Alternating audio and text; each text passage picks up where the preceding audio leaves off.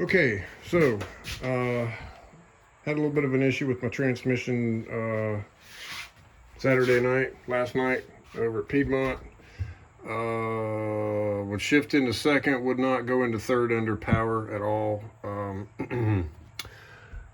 Checking over the transmission, the one thing that I've seen is this detent. This thing, it looks pretty sloppy, janky. I don't know. This clip isn't in the best of shape. I don't know if that's what was causing it, but I can't find anything wrong with the gears. Actually look really good.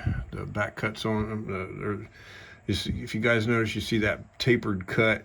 That's for positive engagement of these gears. They actually, you would send this stuff out and pay somebody to do this to a transmission typically, but this one looks, either somebody's already cut this transmission or Harley does a damn good job of building transmissions for Sportsters, because it's not banged up. There is a possibility of a bent shift fork, but until I take them apart and lay them out and verify that, I don't know. I'd have to develop just a little bit more of a better understanding of excuse me, how that thing works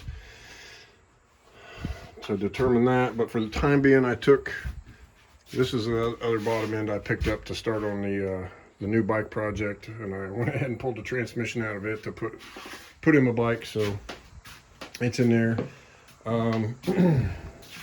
While I got it down, finally got my sprocket for that mag wheel.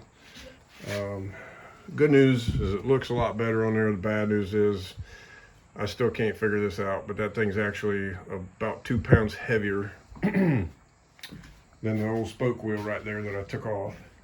So I do have to cut. All I do is that bracket. I do have to take a cutoff wheel for this wheel. Yeah, that lowering thing I have on there. You can see right here where the bolt heads tapping it right there. Bam.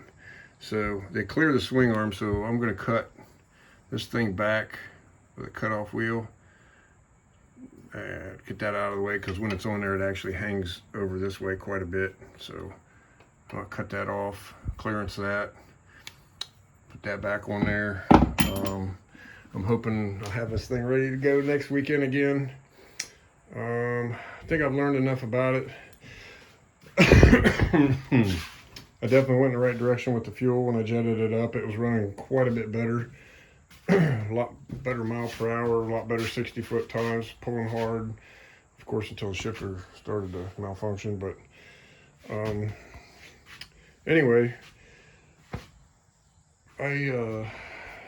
this katana wheel that I put together for this thing a long time ago when I first started on this project is going to be I don't know, about an 8-pound savings over what I just put on there. But the problem is it won't fit. It won't set in the center of the bike with this swing arm the way it is. It actually is skewed way over this way.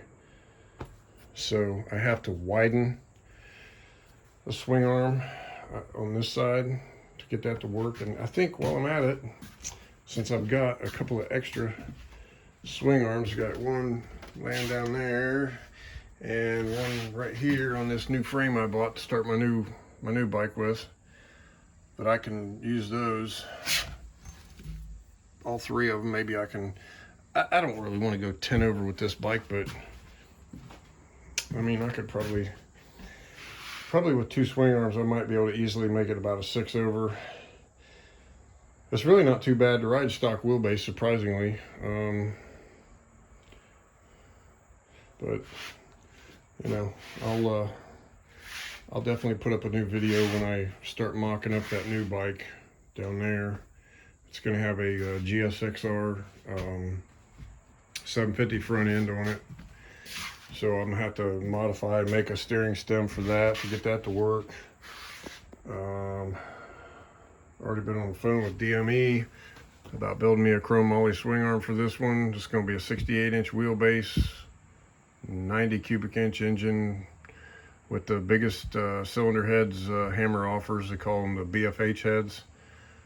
So this one's going to be a serious effort to compete in the non-bagger class, which they allow the Sportsters to be, I think, 103 or 106 cubic inch. Can't remember which. But anyway, I'm going to do it with a 90 cubic inch motor because that's what the majority of the other guys are running. So I'll post some more on this later when I get a good start on it. Yeah, it's